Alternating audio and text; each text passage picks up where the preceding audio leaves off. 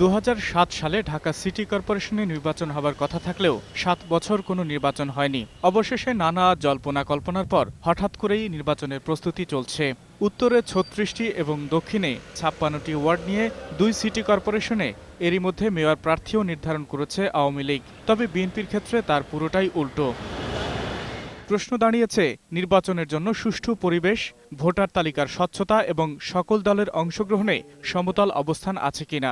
বিশ্লেষকরা বলছেন যে কোনো নির্বাচনের পূর্ব শর্ত স্বচ্ছ ভোটার তালিকা, নির্বাচনী মাঠের সমতল অবস্থান এবং সকল রাজনৈতিক দলের অংশগ্রহণ। প্রত্যেক নির্বাচনের ক্ষেত্রে জনসাধারণকে উৎসব মুখর অবস্থায় ভোট দিতে দেখা গেছে।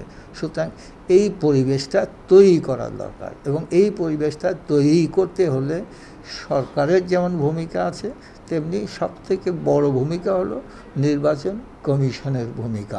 যারা নির্বাচন পরিচালনায় সংশ্লিষ্ট থাকবেন তারা নিরপেক্ষ কি না এই ব্যাপারগুলো পুরোপুরি নির্ধারণ করতে হবে নির্বাচন কমিশনকে। যারা বন্দী আছেন রাজনৈতিক কর্মীদের মধ্যে, নেতৃস্থানীয় ব্যক্তিদের মধ্যে, তাদেরকে মুক্তি দেওয়া হয় এবং তাদেরকে যদি গণতান্ত্রিক কর্মকাণ্ডে অংশগ্রহণ করতে দেওয়া হয় এবং যেভাবে দলীয়করণ হয়েছে সেই দলীয়করণের যে কুপ্রভাব সেটার থেকে নির্বাচনকে মুক্ত করা সম্ভব হয়, তাহলে নিঃসন্দেহে আমরা বলবো যে একটা পরিবেশ আছে।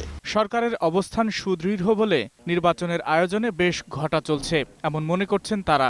বিএনপি অংশ না নিলে দলীয় এবং প্রতিদ্বন্দ্বিতাহীন নির্বাচন হবে বলেও মন্তব্য তাদের। এত বছর নির্বাচন হলো না, এখন হঠাৎ করে কেন নির্বাচন? এই সময়টাকে সরকারি দল তার নিজের অবস্থান সুদৃঢ় মনে করেই তারা নির্বাচনটা দিয়েছে। অংশগ্রহণমূলক স্বচ্ছ নির্বাচন করতে হলে নির্বাচনের পূর্ব শর্ত রক্ষার পাশাপাশি সকল রাজনৈতিক দলের সহাবস্থান নিশ্চিত করা প্রয়োজন বলেও মূল্যায়ন বিশ্লেষকদের। আকবর হোসেন সুমন, ২১শে টেলিভিশন, ঢাকা।